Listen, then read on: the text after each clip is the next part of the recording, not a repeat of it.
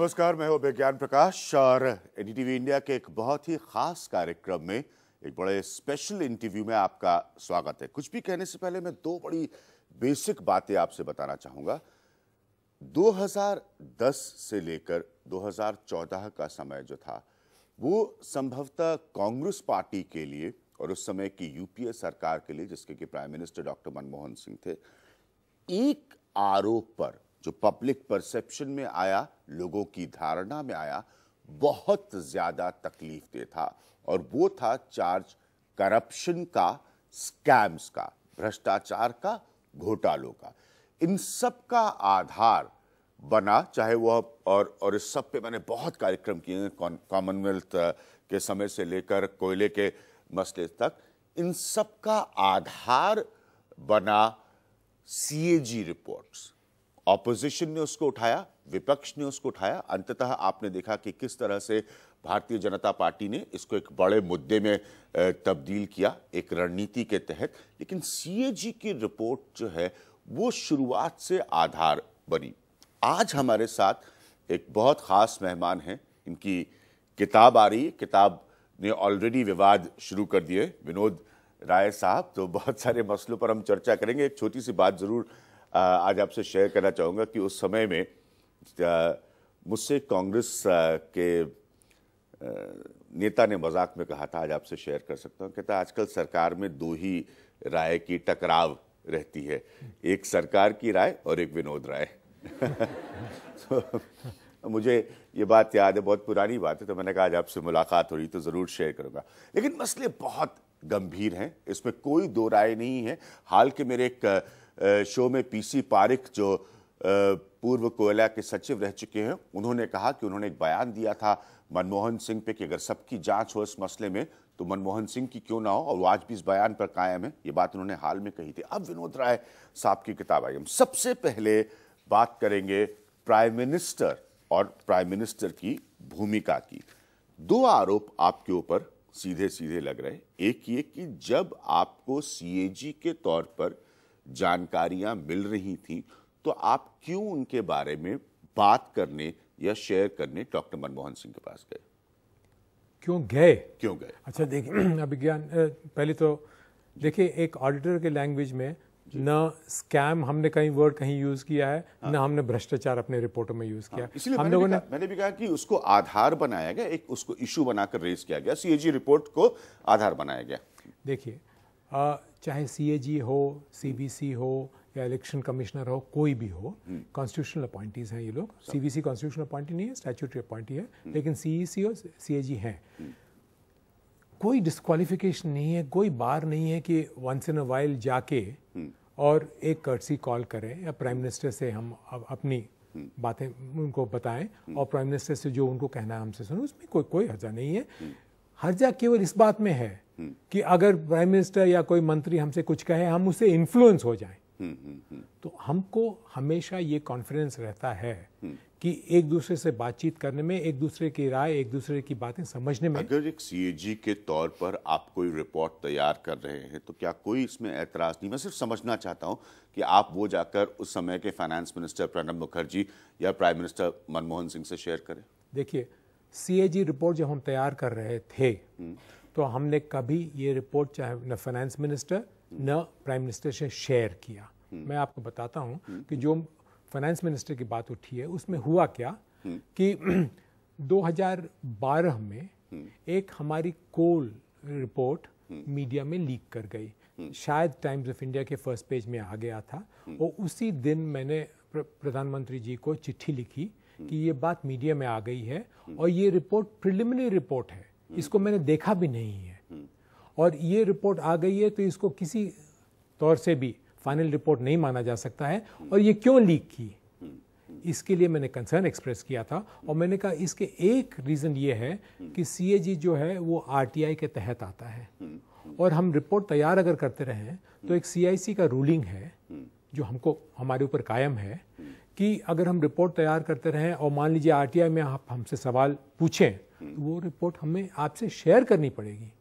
तो मैंने कंसर्न ये जाहिर किया था प्रधानमंत्री जी को अपनी चिट्ठी में कि ये रूलिंग जो CIC का है शायद सही नहीं है, क्योंकि जो हम रिपोर्ट तैयार करते हैं हम पार्लियामेंट के लिए वो रिपोर्ट तैयार करते हैं। फर्स्ट ऑब्लिगेशन हमारा ये है कि हम पार्लियामेंट से उसको शेयर करें, और हमने ये भी उसमें ओपिनियन दिया था कि हो सकता है कि अगर हम किसी और के साथ शेयर कर रहे हैं तो ये ब्रीच ऑफ पार्लियामेंट प्रिविलेज हो जाए। उस बात को प्रधानमंत्री जी ने फाइनेंस मिनिस्टर को कहा, और तब फाइनेंस मिनिस्टर और मैं जाके स्पीकर से भी मिले थे, यही कंसर्न जाहिर करने के लिए कि ये रिपोर्ट पहले क्यों लीक हो। ये बातें अगर आज अपनी किताब में लिख रहे हैं तो ये किसी तरह का ब्रीच होता है आपके हिसाब से? कोई नहीं, क्योंकि मेरी जो चिट्ठी, मैंने प्रधानमंत्री जी को चिट्ठी लिखी थी वो पब्लिक डोमेन में, RTI में लोगों ने सवाल पूछे और वो चिट्ठी PMO ने शेयर किया, तो वो पब्लिक डोमेन में 3 साल पहले आ गई वो चिट्ठी। आपके बेस्ट पूछ रहा हूँ क्योंकि आपकी किताब की डिटेल्स तो तमाम अखबारों में और बहुत कुछ आए हैं बाहर, लेकिन कुछ रिएक्शंस हैं, ये मैं देख रहा था फेसबुक वगैरह पर आए हैं, तो उसमें कई सारे आपके कॉलीग्स या आपके साथ काम करने वाले जो हैं वो बड़े नाखुश नज़र आते हैं आपकी किताब से। उसमें से एक ने यही पॉइंट रखा है कि भाई आप मनमोहन सिंह और तब के फाइनेंस मिनिस्टर प्रणब मुखर्जी से कोल वाली रिपोर्ट पर चर्चा करने क्यों गए। इसके अलावा एक और पॉइंट लोगों ने लिखा है कि भाई तमाम लोग मिलकर, आपकी टीम्स होती हैं, अलग अलग स्तर पर लोग मिलकर ये रिपोर्ट्स बनाते हैं, लेकिन आप सारी वाहवाही लूटना चाहते हैं, आप सारा क्रेडिट लेना चाहते हैं, आप उन लोगों को क्रेडिट नहीं देना चाहते जिन्होंने अलग अलग स्तर पर काम किया होगा इन रिपोर्ट्स को तैयार करने में। कल किसी रिपोर्टर ने ये बात मेरे को बताई थी रात को टेलीफोन पे कि फेसबुक पे ऐसा ऑब्जर्वेशन आया है। हाँ। मैंने अपनी खुशी जाहिर की कि देखिए कोई भी चीज़ हो 100% उसके पॉजिटिव रिमार्क्स नहीं आएंगे आपको, हमेशा कभी नहीं होगा, कोई ना कोई कॉन्ट्रेरियन रिमार्क आएगा, ज़रूर आएगा। और इसी बात की मेरी खुशी है कि ऑडिट एंड अकाउंट्स सर्विस के जो ऑफिसर हैं अपनी ओपिनियन एड्रेस कर रहे हैं। और जहां तक आपने वाहिवाही की बात, उनमें से किसी ने आपको फोन करके कहा कि सर आप हमारा भी तो थोड़ा जिक्र कर देते, बड़ी मेहनत की थी हमने। हाँ, आज अच्छा किया आपने ये सवाल पूछा, क्योंकि जो लोग अपने अपने ओपिनियन जाहिर कर रहे हैं उन्होंने शायद मेरी किताब की देखा भी नहीं, क्योंकि अगर आप मेरे को 30 सेकंड का टाइम देंगे तो मैं आपको पढ़ के सुनाना चाहता हूँ। ये मेरी किताब की प्रीफेस में लिखा हुआ, ये किताब 2 महीने पहले मैंने कंप्लीट की थी जी। किसी के ओपिनियन के बाद अभी मैंने चेंज नहीं किया है। इसमें मैंने लिखा है कि the issue that audit dwelt upon were of taking remedial action at the appropriate time, for which not only audit but various agencies such as Citizens Group, the media were talking about. एक minute, मैं sorry, I have no regrets whatever about the reports put out by the department. We do not have to be contrite about anything that was stated in them. In fact, I am proud of having had an opportunity to be part of a professionally sound and totally apolitical team, a team which has commanded respect and approbation all over the globe, a team with impeccable professional credentials whose findings resonate well with objective commentators in the country. Audits were done by specialists in different areas of administration. Their product, a labor of untiring effort, is there for all to see. In other dispensation, these professionals would have been applauded. In ours, they have been called untrained. They deserve better. Maybe they had to pay for the direction and guidance provided to them by me. But I take solace from the fact that they are trained auditors and their audit capabilities have been honed to such perfection that no criticism or pressure from whatever source will detract them from the assigned task. इससे ज्यादा मैं Y और क्या दे सकता हूँ उनको। नहीं ठीक है, आप वाई नहीं लूट रहे थे। एक चूंकि आपने एक अंश पढ़कर सुनाया, मैं भी थोड़ा सा इसको अनुवादित करके पढ़ के सुना दूंगा जो फेसबुक में आया। उसमें लिखा है किसी ने कि CAG's reports are the product of as many as 10 levels in the audit department. Also the CAG only countersigns a report, the first signatory being the field office from where the report originated. तो आपके जो आलोचक हैं वो कह रहे हैं कि भाई पहला हस्ताक्षर या जो भी प्रक्रिया होती है उसकी मुझे कोई जानकारी नहीं है, वो फील्ड से आती है। अब या तो उन्होंने वाकई आपकी किताब में उनके प्रति दिए गए सम्मान को नहीं पढ़ा है, लेकिन ये उन्होंने आपके खिलाफ लिखा है कि भाई आपने फील्ड के लोगों को इग्नोर किया। चलिए ये आपने उसमें एक खाली उसमें फैक्चुअल एरर है क्या कि वो जो फील्ड का जो ऑफिसर है वो दस्तखत कब करता है और उसको काउंटर साइन CAG कब करता है? जब CAG उस रिपोर्ट को अप्रूव करता है तभी वो फील्ड ऑफिसर, देखिए 5 लेवल पे ये रिपोर्टें आती हैं, फील्ड से आती हैं, हेडक्वार्टर्स में आती हैं, हेडक्वार्टर्स में 3 लेवल पे उनको देखा जाता है और डिप्टी सीएजी उनको अप्रूव करके सीएजी को भेजता है। जब सीएजी उनको अप्रूव कर देता है उसके बाद वो फील्ड ऑफिसर उस पर दस्तखत करता है और काउंटर साइन करता है सीएजी, क्योंकि इसकी पूरी रिस्पॉन्सिबिलिटी सीएजी है, कॉन्स्टिट्यूशनल अपॉइंटी, फील्ड ऑफिसर नहीं। तो अगर ये रिपोर्ट पार्लियामेंट में जाती है और उसमें कोई गलती निकाली जाती है, उसकी रिस्पॉन्सिबिलिटी सीएजी लेता है। सीएजी, ठीक है। आपने भाई जितने लोगों ने फेसबुक पे कुछ भी लिखा हो, इस इंटरव्यू को देखने के बाद विनोद राय साहब ने आपके सारे पॉइंट्स का जवाब दे दिया। अब हम आते हैं बड़े मसले पर, जो जैसे मैंने शुरुआत में कहा, वापस मनमोहन सिंह पर। आप मुझे एक प्रेस कॉन्फ्रेंस याद आती है, बहुत इंपॉर्टेंट है आज इसका जिक्र करना आपके सामने, जब कपिल सिब्बल ने कहा था कि 2G में उनके आकलन के हिसाब से कोई घोटाला नहीं हुआ, ये कपिल कोई सिब्बल लॉस नहीं हुआ जी, कोई लॉस नहीं हुआ, उन्होंने ये कहा था। आज आप ये कह रहे हैं कि मनमोहन सिंह चाहते तो टेलीकॉम स्कैम को रोक सकते थे होने में। अब एक नई गवर्नमेंट है, मुल्क सब जानना चाह रहा है कि उस पीरियड में क्या हुआ। वो किसकी बात का यकीन करे, आपकी या उस वक्त के सरकार के एक मंत्री की? देखिए, जो मैंने बात आज लिखी है, जी हाँ सर, उसको एक्सप्लेन करिए सर, ये लोग यंगस्टर्स हैं, ये चाहेंगे समझे उसकी ये टेक्निकलिटी को। मैंने किताब लिखी है यंगस्टर्स को, it is address to youngsters, और मैं इसमें पढ़ के सुनाऊंगा।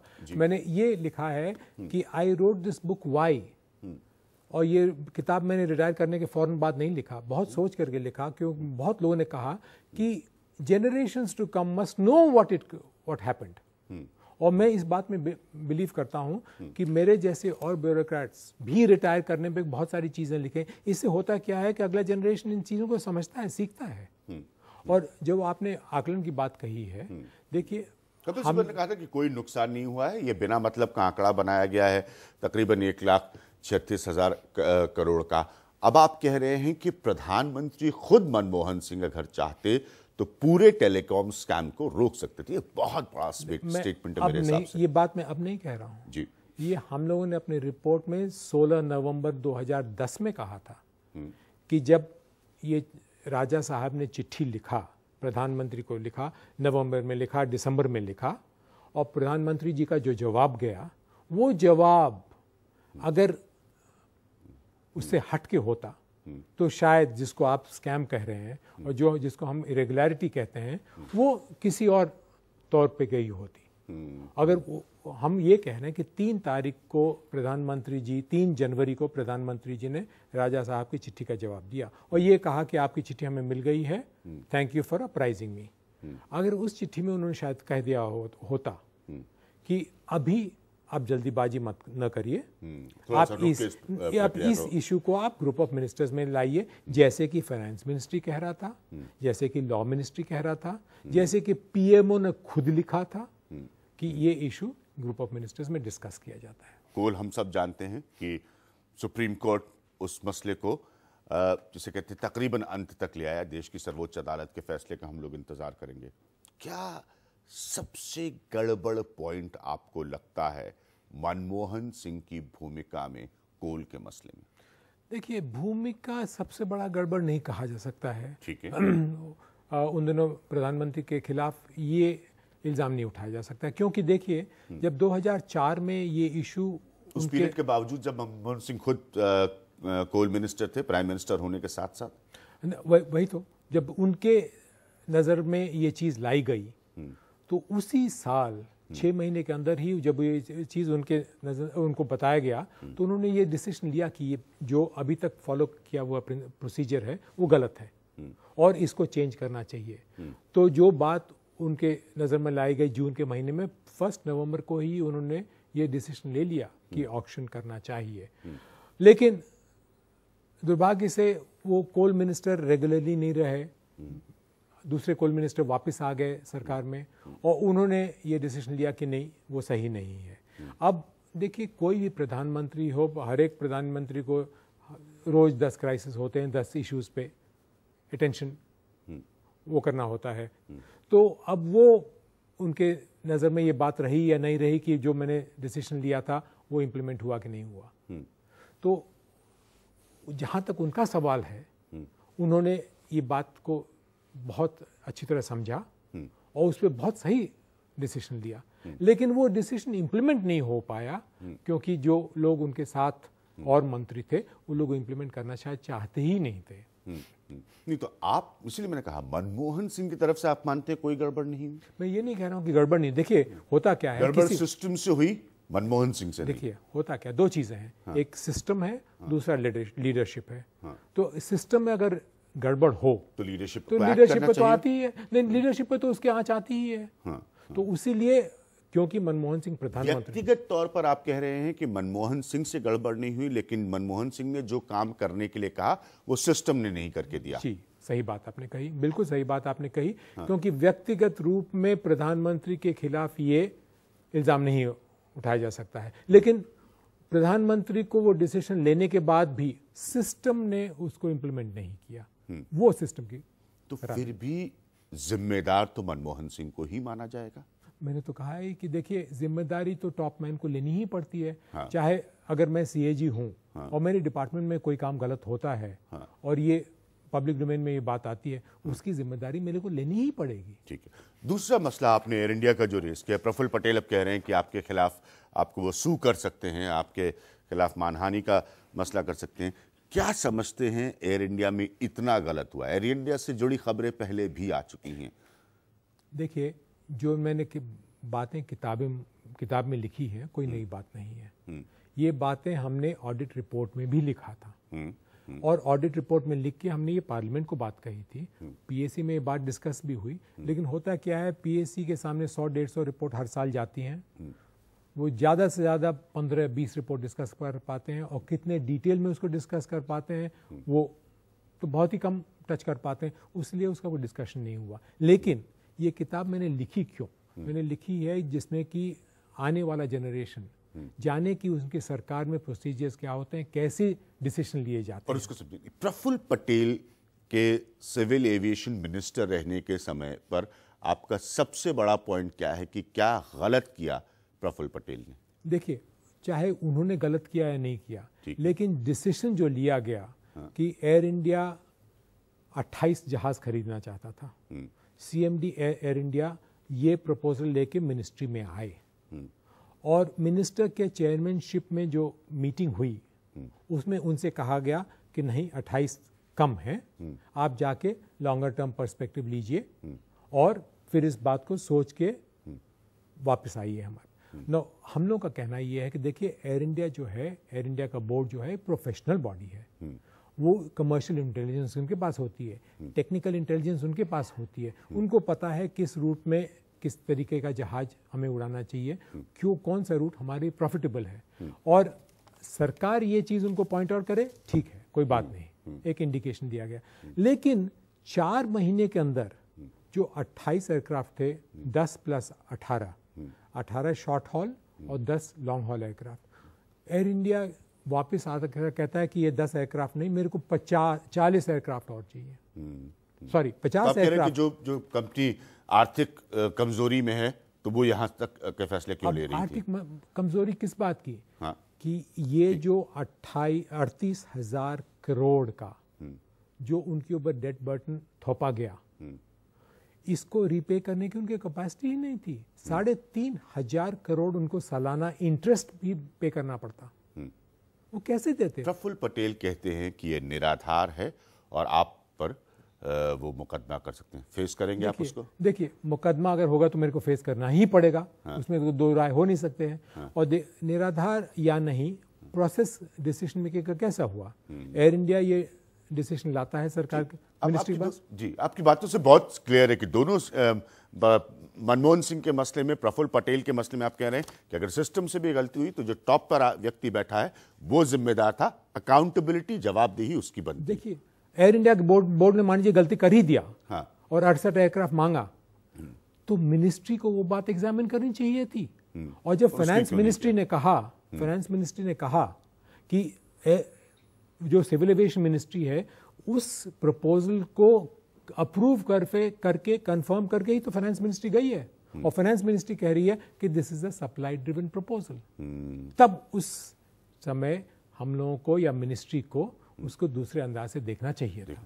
नौजवान बहुत आतुर हैं आपसे प्रश्न पूछने के लिए। हाँ सौरभ, आप बहुत देर से पूछना चाह रहे हैं कुछ। सर, आपकी सीएजी के टेन्योर में जब आपको पता चला कि एयर इंडिया में ये मिसकंडक्ट है, ये मिस एडमिनिस्ट्रेशन है, ये जो नज के बारे में आप कह रहे हैं कि प्रफुल्ल पटेल जी ने ये नज किया और बहुत सारी चीज़ें इस तरह की वापस आई, तो as an ex CAG retire होने के बाद आपके ओपिनियन में क्या ये सही रहेगा कि हम लोग एयर इंडिया को प्राइवेटाइज कर दें ताकि पूरे देश को और सारे कंज्यूमर्स को इसका खामियाजा नहीं भुगतना पड़े? देखिए, अब मेरे को ये कहना कि उसको प्राइवेटाइज करना चाहिए नहीं करना चाहिए शायद सही नहीं होगा, क्योंकि मेरे को उसका पूरा इन्फॉर्मेशन नहीं है और ये पॉलिसी डिसीजन है। ऐसे पॉलिसी डिसीजन एक मंत्री भी शायद नहीं ले पाएगा, ये तो काउंसिल ऑफ मिनिस्टर्स में जाएगा। तो मेरे को अभी गवर्नमेंट को पूरा मिलकर लेना पड़ेगा शायद। लेकिन आपका सवाल अच्छा था। हाँ प्लीज।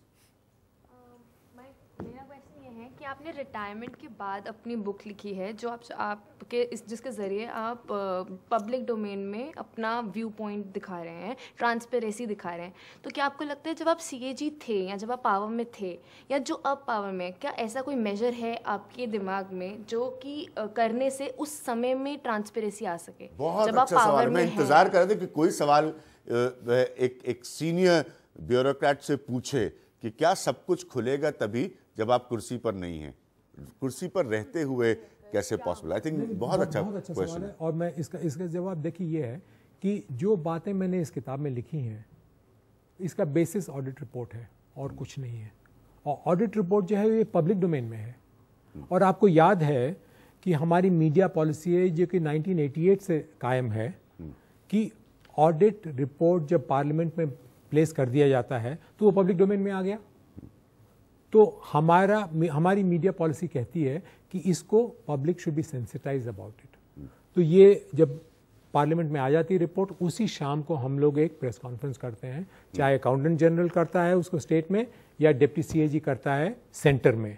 और जब हमने ये प्रेस कॉन्फ्रेंस किया, हमारे डिप्टी सीएजी ने प्रेस कॉन्फ्रेंस किया, तो हम लोग से हमारे ऊपर ये इल्ज़ाम उठाया गया कि हम लोग मीडिया साहबी हो रहे हैं और हम लोग ये चीज़ें बाहर प्रेस में लाना चाहते हैं। हम लोग चाहते हैं कि जो हमारी ऑडिट रिपोर्ट्स हैं उनको वाइड सर्कुलेशन मिले, उनको हम अपने वेबसाइट पे डालते हैं। और हम चाहते हैं कि आपकी जैसे जो जनरेशन नेक्स्ट है इन बातों को समझने की कोशिश करे, जिसमें कि सरकार पे हमेशा प्रेशर बना रहेगा कि वो जो डिसीजन लेते हैं वो पब्लिक स्क्रूटनी के तहत। एक सवाल वहाँ से लेना चाहूँगा। हाँ प्लीज़, आप अपना नाम बताइएगा।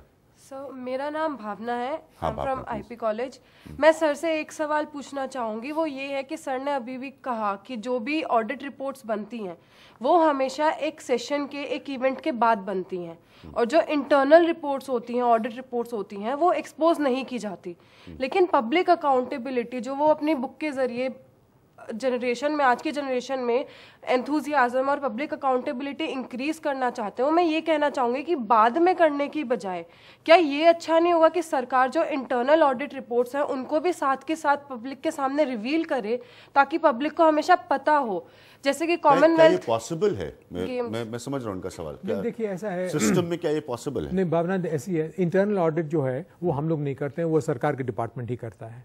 वो जो हेड ऑफ डिपार्टमेंट है उसी का financial advisor auditor, internal auditor होगा जो कि वो ऑडिट करता है। और वो सरकार की इंटरनल प्रोसेस है, हमसे उसका कोई वास्ता नहीं है। लेकिन अगर आप आरटीआई में सवाल पूछें तो कि इंटरनल ऑडिट ने क्या किया, आपको उसका जवाब मिलेगा। हम जो है वो पोस्ट फैक्टो ही करते हैं। इधर से कुछ सवाल लेना चाहूँगा। हाँ प्लीज। सर, मैं तुलिका मिरांडा हाउस से। सर, मेरा सवाल कोयले मसले पर है। तो आपके एक रिपोर्ट में पढ़ा था कि there was no legal impediment, मतलब कानूनी कोई बाधा नहीं थी कॉम्पिटिटिव बिडिंग प्रोसेस के लिए। तो सर वो क्यों उसको लागू नहीं किया गया?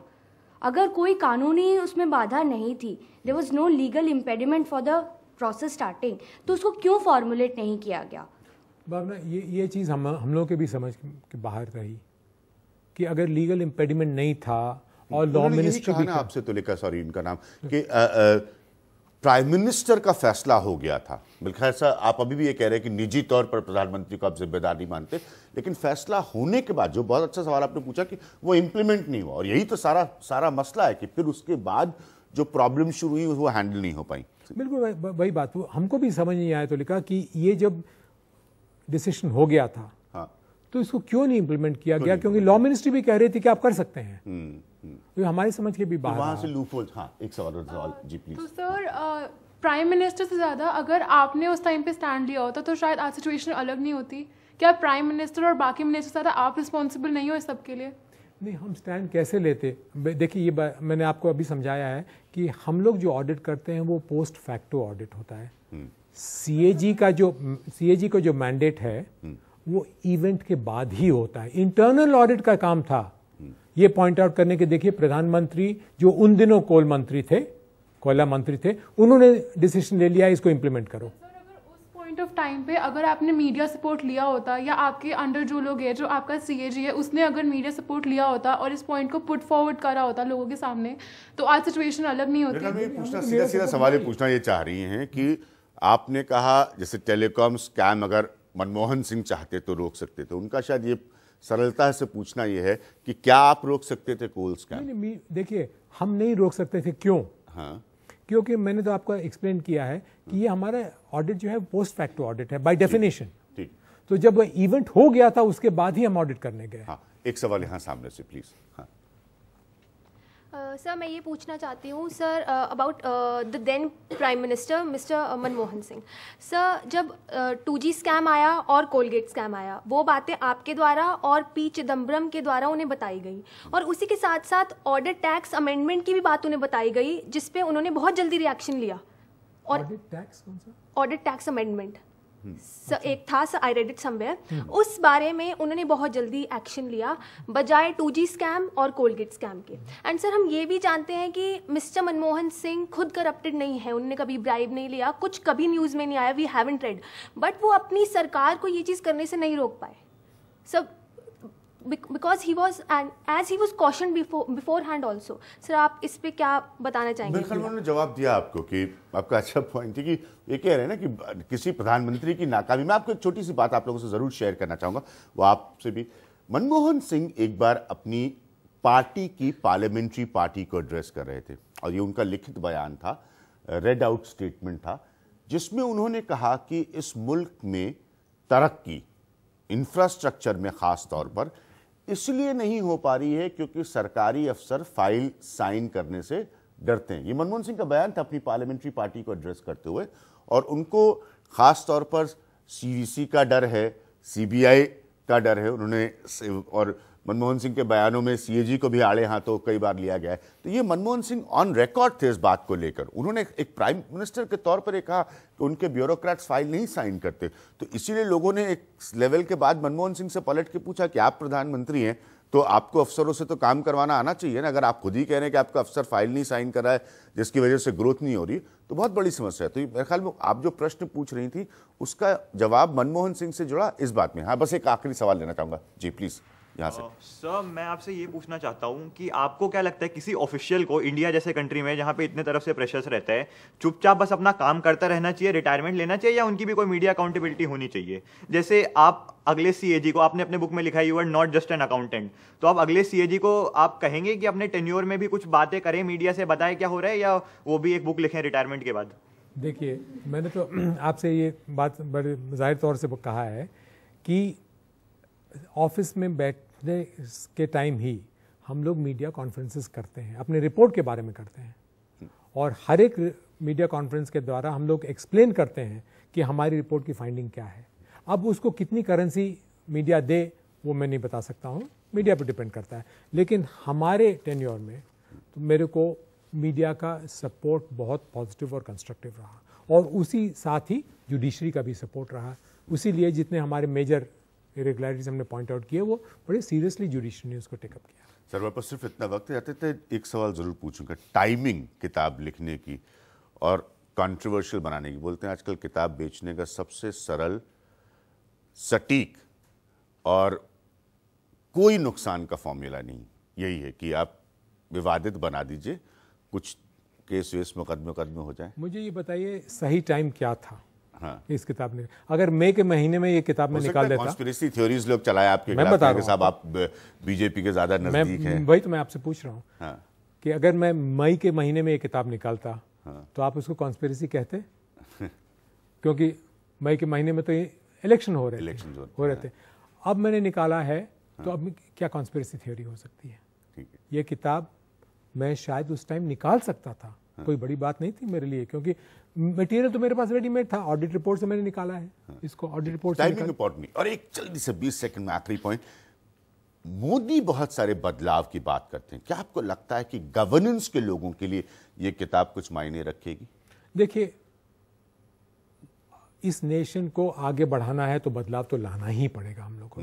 डिसीजन मेकिंग हम लोग को टाइमली करनी ही पड़ेगी, और डिसीजन मेक जो है वो ट्रांसपेरेंसी में लेनी पड़ेगी, कोई उसमें दो राय नहीं हो सकती है, और डिसीजन मेकर्स उनको अकाउंटेबल भी करना होगा। ये किताब इसलिए लिखी गई है कि फ्यूचर जनरेशंस ये समझें कि गवर्नमेंट ऑफिशियल्स जो हैं वो एक ऐसे दायरे में काम करते हैं जो हमेशा पब्लिक स्क्रूटनी में रहते हैं। विनोद राय साहब, हमसे बात करने के लिए बहुत बहुत शुक्रिया। नौजवानों के सवाल बड़े मासूम होते हैं लेकिन बड़े ज़बरदस्त तरीके से चुभते हैं, और इसीलिए मुझे बहुत पसंद आते हैं। जाते जाते, जैसे मैंने प्रोग्राम की शुरुआत में कहा था कि एक समय था कि सत्ता के गलियारों में चर्चा होती थी कि भाई टकराव आजकल सरकार में यही है कि एक तरफ सरकार की राय और एक तरफ विनोद राय। अब विनोद राय साहब ने अपनी राय जो है वो एक किताब में लिख दी है। सबको पढ़ने की आज़ादी है, रिएक्ट करने की आज़ादी है। अगर कुछ मुकदमे मसले हुए तो आप फेस करने के लिए भी तैयार है। फिलहाल हमसे यहाँ पर बात करने के लिए बहुत बहुत शुक्रिया इस खास प्रोग्राम में। शुक्रिया।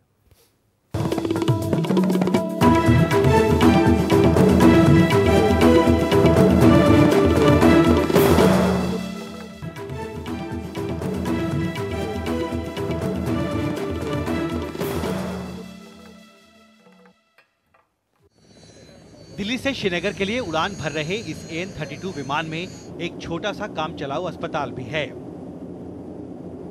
NDTV की टीम इस विमान के साथ ही श्रीनगर पहुंची।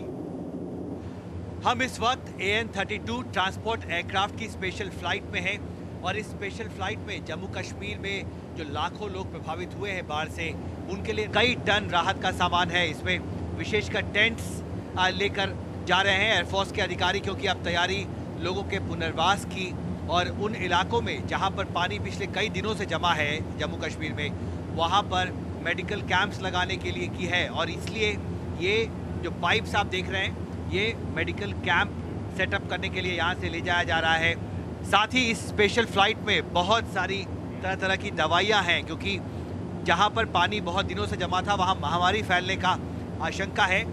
इस विमान में बहुत तरह के मेडिकल इक्विपमेंट्स हैं, आप देख सकते हैं। एक तरीके का मिनी ICU है। मेरे साथ विंग कमांडर हैं भूपेंद्र सिंह, इंडियन एयरफोर्स के सीनियर डॉक्टर हैं, एक टीम लेकर वहां जा रहे हैं। ये जो इक्विपमेंट्स आप लेकर जा रहे हैं, ये किस तरह के इक्विपमेंट्स हैं और इनसे क्या फ़ायदा होगा वहाँ पर लोगों को? ये जो इक्विपमेंट्स आप देख रहे हैं, इसे हम पेशेंट ट्रांसफ़र यूनिट कहते हैं। ये एक मिनी ICU की तरह है। इसमें वेंटिलेटर है, नीचे ऑक्सीजन सिलेंडर्स है, ये सारे मॉनिटर्स हैं। बेसिकली ये किसी भी क्रिटिकली इल पेशेंट के लिए है। अगर क्रिटिकली इल पेशेंट वहाँ मिला तो उसे हम इसके द्वारा बड़े शहर में या अच्छे बड़े अस्पताल में हम ट्रांसफ़र कर सकते हैं। और दवाइयाँ किस तरह की आप लेकर जा रहे हैं? दवाइयाँ बेसिक दवाइयाँ, जो लोगों को दस्त, उल्टियाँ, ये सब प्रॉब्लम होने की आशंकाएँ हैं, तो इन सब को डील करने के लिए हम सारे दवाइयाँ लेके जा रहे हैं। ऐसे कई विमान देश के अलग अलग इलाकों से श्रीनगर पहुँच रहे हैं। कोशिश बाढ़ के बाद बीमारी के अंदेशे से निपटने की है। दरअसल जम्मू कश्मीर की बाढ़ के पानी ने अस्पतालों को भी तहस नहस कर रखा है। पूरी मेडिकल सेवा ऐसे समय में लगभग ठप पड़ी है जब राज्य को उसकी सबसे ज्यादा जरूरत है। इन हालात में जैसे ही AN-32 जैसे विमान श्रीनगर पहुंचते हैं, इनका सामान हेलीकॉप्टरों की मार्फत राज्य के दूर दराज के इलाकों में पहुंचाया जाता है। फिलहाल ये श्रीनगर का सबसे व्यस्त एयरफोर्स बेस है, जहां एक दिन में हेलीकॉप्टरों की औसतन 300 से 400 उड़ानें हो रही हैं। मैं इस वक्त श्रीनगर के मेन एयरपोर्ट बेस पर हूं, और आप देख सकते हैं कि इस एयरपोर्ट बेस पर अब भी बहुत सारे चॉपर्स हैं जो टेक ऑफ कर रहे हैं रिलीफ मटेरियल लेकर बाढ़ प्रभावितों के लिए। और यहाँ पर ये जो जगह है, ये केंद्र बिंदु रहा है अब तक, जो भी राहत सामग्री लेकर जो सामान श्रीनगर पहुँचा है देश के अलग अलग इलाकों से, दिल्ली से विशेष तौर पर। और यहाँ से फिर जो दूसरे एयरफोर्स के जो बेसिस हैं, जो छोटे बेसिस हैं, वहाँ पर रिलीफ मटेरियल लेकर यहाँ से ले जाया जाता है। मेरे साथ जिराड हैं, सीनियर इंडियन एयरफोर्स के ऑफिशियल हैं। अब तक सबसे बड़ी चुनौती क्या रही है आपके लिए, क्योंकि बहुत जगह पर वेदर ख़राब रहा शुरू में और आपके लिए बहुत मुश्किल हुआ रिलीफ मटेरियल पहुँचाना? सबसे बड़ी चुनौती, the difficulty actually would be in the initial phases where हमें telecommunication थोड़ा was not all that good, और हमारी pilots जब फ्लाई करते हैं जहाँ पीपल स्ट्रैंडेड है उनको जैसे देखते हैं उनको they drop relief supplies drop करते हैं और उनको वहाँ से उठाते हैं। एंड काफ़ी जगहों पे हमने लोग जो रूफ के ऊपर स्टैंडर्ड है, टॉप फ्लोर में जो स्टैंडर्ड है, उनको हमने विंच करके उठाया है। यहाँ पर एयरफोर्स के जो पायलट्स हैं वो कितना मेहनत कर रहे हैं, इसका अंदाज़ा आप इस बात से लगा सकते हैं कि ये जो चॉपर है ये शाम का 6 बज रहा है इस वक्त और अब भी ये तैयार है एक और टेक ऑफ करने के लिए। हमारी हेलीकॉप्टर ऑपरेशंस सुबह right from sunrise to sunset हमारे हेलीकॉप्टर ऑपरेशंस चालू है, यानी सूरज की आखिरी रोशनी तक यहाँ इस एयरपोर्ट बेस से जो आप तस्वीर देख रहे हैं पीछे, मेरे पीछे 2 चॉपर्स हैं वहाँ पर, वो राहत सामग्री लेकर आखिरी उड़ान भरने की तैयारी कर रहे हैं। श्रीनगर के एयरपोर्ट बेस से कैमरा पर्सन तुलसी के साथ हिमांशु शेखर, टीवी इंडिया।